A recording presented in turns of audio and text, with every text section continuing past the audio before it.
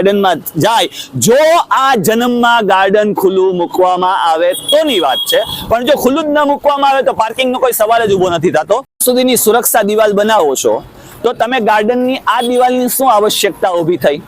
રસ્તાથી કેટલો એરિયો આવે છે આવું બતાવું. નું જે શૌચાલય છે એ પણ બંધ પડ્યું છે, જેલ દરવાજાનું જે શૌચાલય પડ્યું છે એ પણ બંધ પડ્યું છે.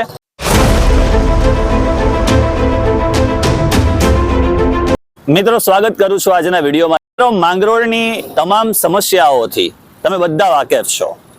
માંગરોળની જે પાયાની જરૂરિયાત છે, પાણીને લઈને હોય, ત્યાર પછી રોડ રસ્તાઓને લઈને હોય, ત્યાર પછી રખડતા જે રસ્તે ખૂંટિયાઓ છે એને લઈને હોય, ક્યાંક તો ઘણી બધી એવા પ્રકારની માહિતી પણ આવે છે કે કૂતરાઓનો ત્રાસ પણ ક્યાંક વધી ગયો છે.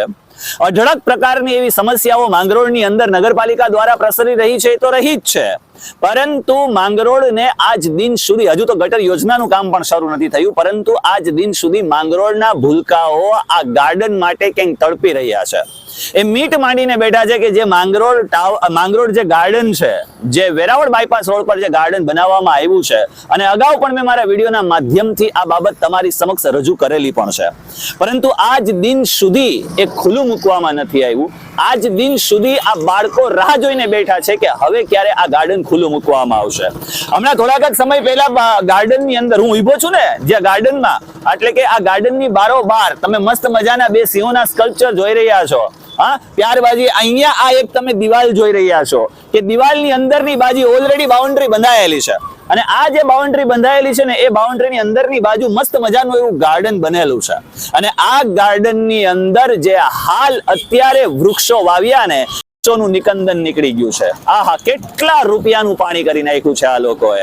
ખબર નહીં કયા પ્રકારે આ લોકો કામ કરવા ઈચ્છતા હોય અને કયા પ્રકારે આ લોકો ધ્યાને લેતા હોય, એ તો હવે સમજની બહાર છે. લોકો ક્યાંક આ પ્રકારે પ્રશ્નો પણ પૂછી રહ્યા છે કે હવે માંગરોળનું ગાર્ડન ક્યારે શરૂ થશે. અને બીજું ખાસ એ મિત્રો કે એવડે મોટા રૂપિયાના જે કોઈ પણ ઝાડવા નાખ્યા એ તમામ ઝાડવા સુખાઈ ગયા છે. આપણે ગાર્ડન બનાવવાનું હતું, જંગલ નહોતું બનાવવાનું.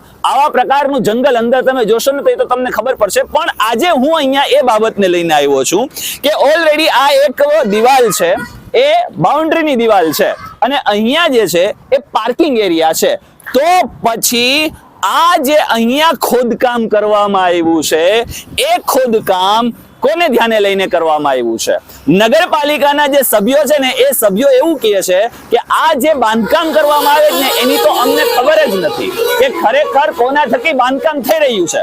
તો પ્રશ્ન એ થાય કે નગરપાલિકાની અંદર ખરેખર જે સત્તા પક્ષ છે, જે વિપક્ષ છે, એના સિવાય બીજું કોઈ કાર્ય કરી રહ્યું કે શું? નગરપાલિકાની સત્તા ખરેખર છે તો છે કોના હાથમાં? મિત્રો, આ જે છે ને એ વેરાવળ બાયપાસ રોડ છે, તમે બધા સૌ જાણો છો. રસ્તાની ઉપર અહીંયાથી એટલા ભાગની અંદર આ પાર્કિંગ ઝોન આવે છે. હવે જે પાર્કિંગ ઝોન આવે છે, જરા કેમેરો પાર્કિંગ ઝોન બાજુ બી કરજે એટલે ખબર પડે કે આને પાર્કિંગ ઝોન કહેવાય. બરાબર? કેમ કે મને લાગે છે ત્યાં સુધી ખબર નથી, કારણ કે જો પાર્કિંગ ઝોન, પાર્કિંગ એરિયા હોય, એક જગ્યાએ અહીંયા બાઉન્ડ્રીની દિવાલ મારેલી હોય, તો પછી આ સુરક્ષા દિવાલ બનાવવાનો મતલબ શું? આનું કોઈ મતલબ જ રહેતું નથી. ખરેખર કયા પ્રકારનું માનસ કામ કરતું હશે એ વિચારવા જેવો પ્રશ્ન થાય કે ઓલરેડી તો અહીંયા આપણી પાસે એક દિવાલ તો છે જ, પછી અહીંયાથી સીધું પાર્કિંગ આવી શકે. અહીંયાથી પાર્કિંગ આવે, પાર્કિંગ અહીંયા થાય, બાળકો છે, ફેમિલી સાથે લોકો ગાર્ડનમાં જાય જો આ જન્મમાં ગાર્ડન ખુલ્લું મૂકવામાં આવે તોની વાત છે, પણ જો ખુલ્લું જ ન મૂકવામાં આવે તો પાર્કિંગનો કોઈ સવાલ જ ઊભો નથી થતો. આ છેવટથી અહીંયા સુધી, ચાલો છેવટ સુધી તમને લઈ જાવ એટલે ખબર પડે. એવડું મોટી માટીનું ખોદાણ કરવામાં આવે, એવડા મોટા પૈસાનું પાણી કરવામાં આવે, અને એનું મતલબ કંઈ જ નહીં. પણ લોકોને કોઈ કામ થઈ રહ્યું હોય તો લોકોને ક્યાંક ઉપયોગ તો થવો જોઈએ ને, પણ આ તો ક્યાંય ઉપયોગી બનવાનું જ નથી. તમે જોઈ શકો છો કેવા પ્રકારની હાલત છે અહીંયા કેટલું બધું લાંબુ આખું જે ગાર્ડનનો ભાગ છે, એ આખા ગાર્ડનના ભાગમાં પાછળની બાજુ એટલે કે ફ્રન્ટ સાઈડ, આગળની બાજુ, ચારેય બાજુ છેવટ સુધી ખોદી નાખ્યું છે. એનું જે એન્ટ્રી ગેટ છે, એ એન્ટ્રી ગેટનો રસ્તો પણ તમને બતાવું ને તો તમને ખબર પડે. જુઓ અહીંયા, હવે અહીંયા સુધી બ્લોક પાથર્યા હતા, તો આ જે બ્લોક છે એ બ્લોક પણ ડેમેજ થયા. અગાઉ પૈસા વપરાય છે, પૈસા વપરાય, લોકોને ક્યાંય ઉપયોગમાં આવતું નથી, લોકોને ઉપયોગમાં આવતું નથી, ફરી પાછું એની ઉપર કામ કરવામાં આવે છે અને કામ કરવામાં આવે છે અને ફરી પાછું જ્યાં હતું ત્યાં ને ત્યાં આપણે કયા વિકાસની વાતો કરીએ છીએ અને આપણે માંગરોળના લોકોને ખરેખર શું આપવા ઈચ્છીએ છીએ એ પણ એક સૌથી મોટો પ્રશ્ન છે. અહીંયા બીજું એક અહીંયા બનાવ્યું છે. શું બનાવ્યું છે એ ખબર નથી, પણ આપણે જોઈએ એટલે ખ્યાલ આવે કે ખરેખર છે શું. મિત્રો ખરેખર આ શું બનાવ્યું છે? ચલો આપણે એવું માની લઈએ એક અંશે કે આ એક જાહેર મૂતરડી બનાવી છે, જાહેર શૌચાલય બનાવ્યું છે કે બહારથી જે લોકો આવે છે, જે અહીંયા ગાર્ડનમાં ફરવા માટે આવે છે, એ લોકો માટે આ શૌચાલયની વ્યવસ્થા કરવામાં આવે. પણ ઓલરેડી જે શૌચાલય માંગરોળની અંદર બંધ પડેલા છે, જેનું બાંધકામ થઈ ચૂક્યું છે, એ લોકો માટે તો પહેલા ખુલ્લા મૂકો. ત્યાં તાળા મારેલા છે, ત્યાં પણ કેવડી મોટી ગેરરીતિઓ એ શૌચાલયમાં થઈ છે. તમે મેન કાપડ બજારમાં જશો ને તો કાપડ બજારનું જે શૌચાલય છે એ પણ બંધ પડ્યું છે. જેલ દરવાજાનું જે શૌચાલય પડ્યું છે એ પણ બંધ પડ્યું છે.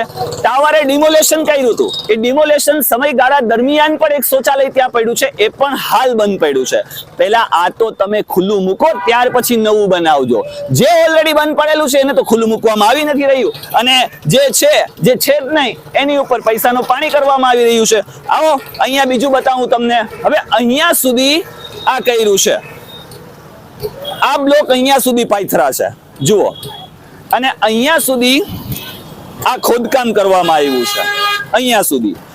હવે એક પ્રશ્ન એ થાય કે તમે એવડું મોટું અહીંથી ત્યાં સુધીનું ખોદકામ કરી નાખ્યું અને ત્યાં સુધીની સુરક્ષા દિવાલ બનાવો છો, તો તમે ગાર્ડનની આ દિવાલની શું આવશ્યકતા ઊભી થઈ?